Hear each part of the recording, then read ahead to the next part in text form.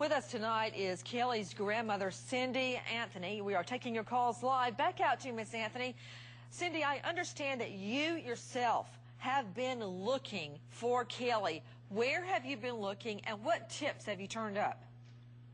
Well, I actually looked around some, places here locally, ruled out a few places, but mainly what I'm going off of is what people call into me, and then I follow up on them.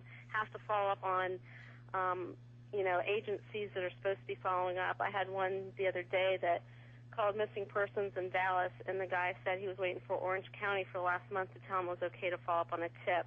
So I spend a lot of my time chasing other authorities trying to make sure they're following up on tips that people have called in. And I only have like 3 or 4 dozen tips called in to me that have already been called into other authorities. Orange County said there's over 1,500 tips. So what I would like to challenge you guys is, why can't we make those public records so we can all follow up on them and make sure that they have been? I mean, everything else has been out there, with disclosure. I mean, the first 471 pages is out there. Why can't we have some of these tips so that the people know where she's been spotted, and then the average person can go follow up and make sure that everybody's doing their job? And that way justice can be served for Caylee. Cindy, based on the information that you're getting from tips, where are you looking? Where do you believe Caylee is? Well, right now my gut is that either she's in Texas, Mexico, or Puerto Rico. I think she's somewhere down there. A month ago I would have thought she might have been up around New York, but right now I think she's somewhere in Texas or even Puerto Rico. Miss Anthony, what do you make of police saying point blank that they believe Caylee is deceased? Well, when I asked them that last week, and they said, I asked them, is there still a chance that she's living and breathing? And they said yes. I said, well, if there's still a chance she's living and breathing, then, I want you to, are you going to continue to follow every tip? And they said absolutely. So with that in hand, if there's still a chance that she's out there living and breathing, all I'm asking is that everybody gives Caylee that chance and actually continue to look for her.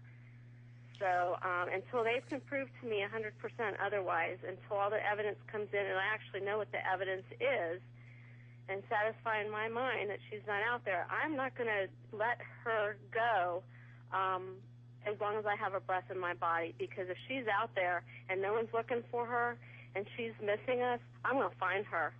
I'm going to find her, and that's what every good mother or grandmother would want to do. Did you ever get a satisfying explanation as to why Casey did not report her missing immediately? Yeah, she maintains that she was threatened, that Caylee's life is being threatened, and, I think that's why she's been very cautious of what she says. And, some people don't understand that, but I understand it with the people that she's described to me. A lot of stuff,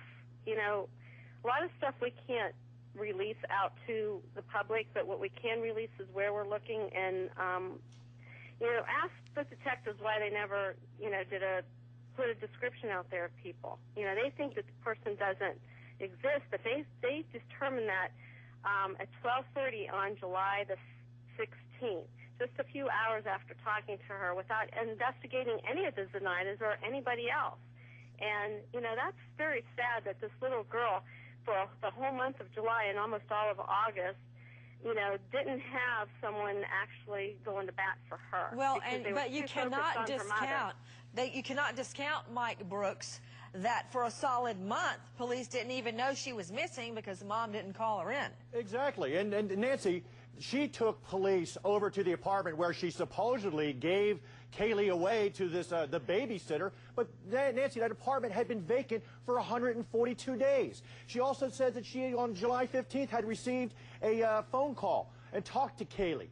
Cell phone records say no incoming calls at all on that day. It's just been lie after lie after lie. And if she did give Caylee to someone that she, quote, trusted, who is this person? She needs to cooperate with police. That's the bottom line, Nancy. Miss Anthony, response? He's assuming that he knows the stuff. Why don't he pull her phone records and see how many incoming phone calls she had that day?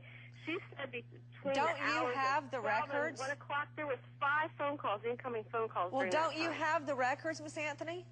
I have them. I've seen them. Well, then why don't you They're release incoming them? phone calls.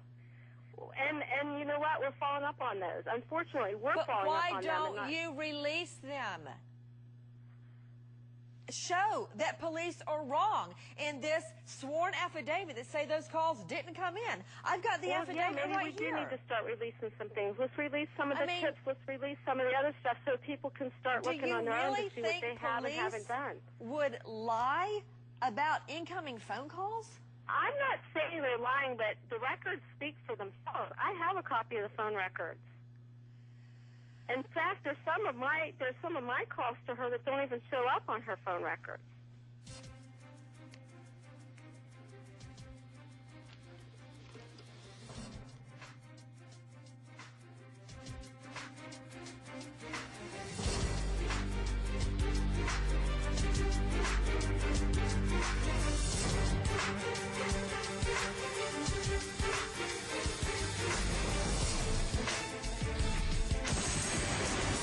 With us tonight, bounty hunter Leonard Padilla. Leonard, weigh in.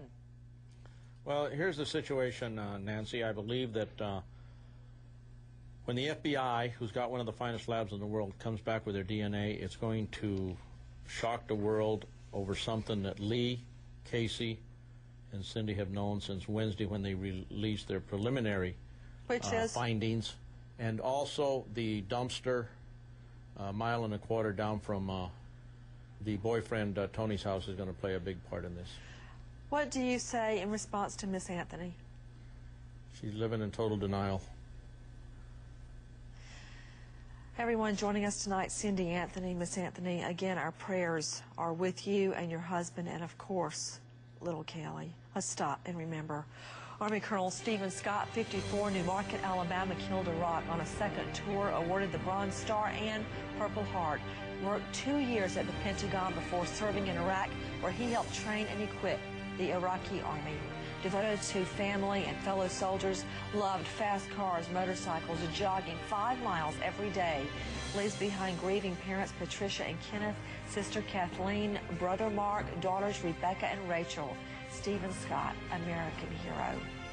Thank you to all of our guests, but our biggest thank you is to you for being with us, and happy birthday to a Vegas friend of the show, Mi-Young Clemens, fighting valiantly sickle cell anemia. She is more of a hero in her short lifetime so far than many of us will ever be. Happy birthday, little Mi-Young. Everyone, I'll see you tomorrow night, 8 o'clock sharp Eastern. And until then, good night, friend.